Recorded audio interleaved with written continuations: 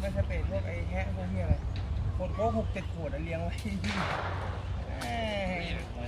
ขวดโค้กเต็มกระเป๋าเนี่ยฝาโค้กเต็มกระเป๋าเก่งเลยตอนเนี้ยชอบมากเลย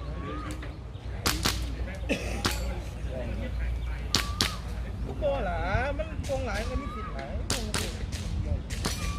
มันติดได้ก็ได้อีกผมเป็นคนอิชิตันบักหลายทุกคนเลยเสื้อกุหลาบบักหลายซ้ำกุหลาบเนี่ยเป็นเบาหวานกินยุ่งไปโรงเรียนตีละมือละ8 ขวด20ไม่ส่งแค่8 ฝาแม่ส่งมือล